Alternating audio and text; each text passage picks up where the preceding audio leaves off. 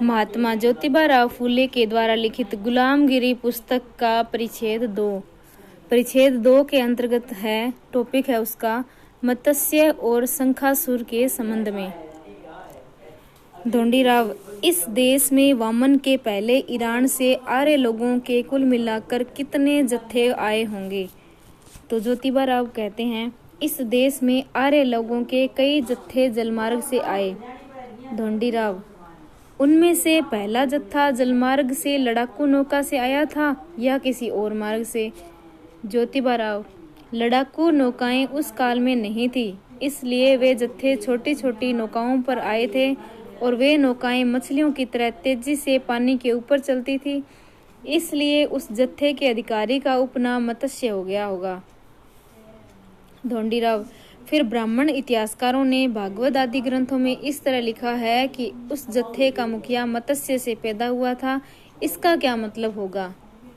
ज्योतिबा राव, उसके बारे में तुम ही सोचो कि मनुष्य और मछली, इनके इंद्रियों में, आहार में, निद्रा में और इन प्रक्रिया में कितना अंतर है। उसी प्रकार उनके मस्तिष्क में, मेधा में, कलेजे में, फेफड़े में, अंतड़ियों में, इनके इन सब में कितना चमत्कारी अंतर होगा।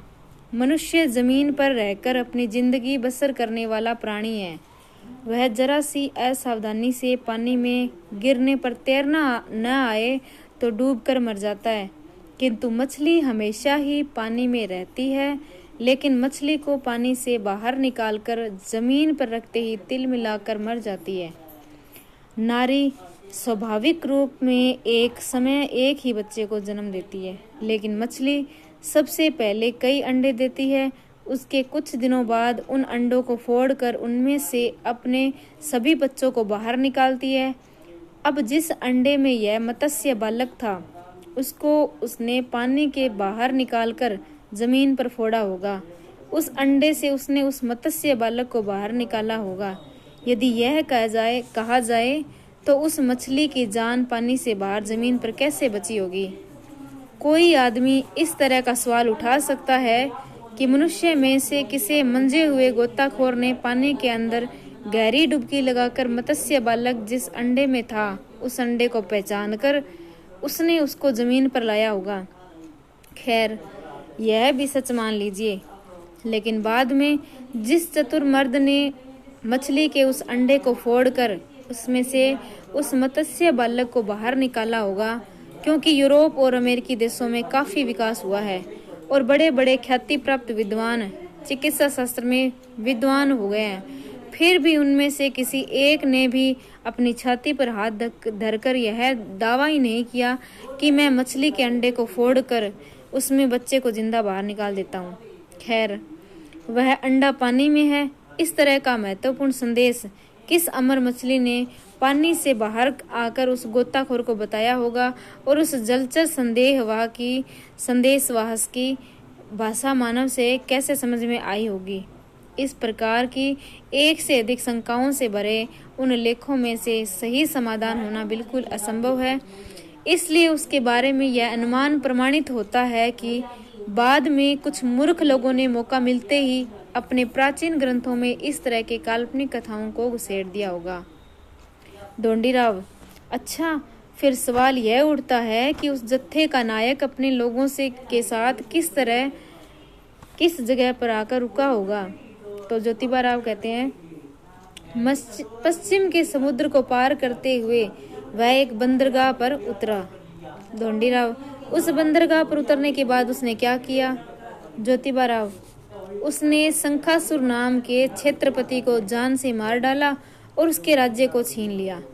बाद में शंखासुर का वह राज्य मत्स्य के मरते ही शंखासुर के लोगों ने अपना राज्य वापस लेने के उद्देश्य से मत्स्य के कबीले पर बड़ा ही खतरनाक हमला बोल दिया। ढोंडीराव, बाद में इस खतरनाक हमले का क्या परिणाम हुआ?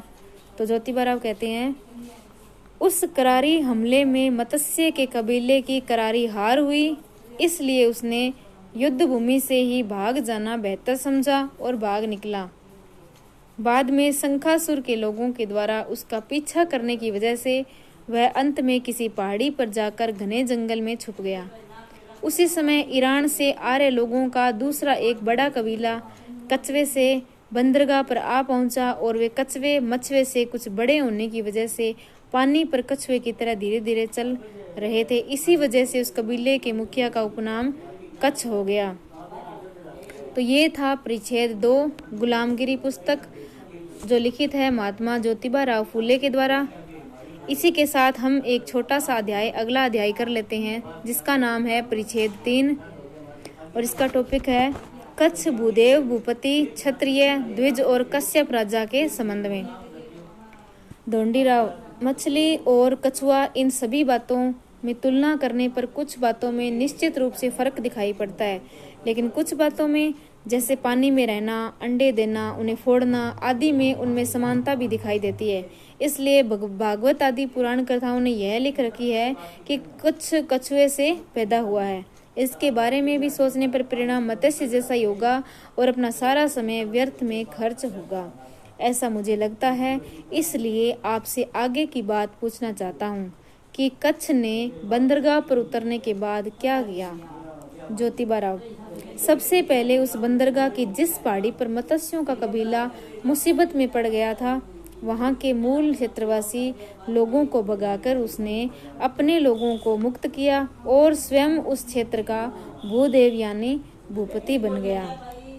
धोंडीराव, फिर जिनको कच्छ ने खदेड़ा था वे क्षत्रिय लोग किस ओर चल दिए। तो ज्योतिबा राव कहते हैं, विदेशी ईरानी या आर्य लोगों का कबीला समुद्र के रास्ते से आया देखकर घबराकर द्विज आए, चिल्लाते हुए पहाड़ी के उस पार कश्यप नाम के क्षेत्रपति के पीछे पीछे निकल पड़े। कच्छ ने उनको इस तरह पीछे पीछे जाते हुए देखकर अपने साथ कुछ फौज लेकर उस पहाड़ी के एक छोर से नीचे उतरा। उसने उस पहाड़ी को पीठ पर लेकर के मतलब पीछे छोड़कर कश्यप के राज्य के क्षत्रियों को ईरान की मदद से कष्ट देने लगा। बाद में कश्यप ने उस पहाड़ी को कच्छ से बाहर लेने के इरादे से जंग की तैयारी की, लेकिन कच्छ ने अपने मृत्यु तक उस पहाड़ी को उस क्षेत्रपति के हाथ नहीं लगने दिया और अपनी युद्ध भूमि छोड़कर एक कदम पीछे भी नहीं हटा।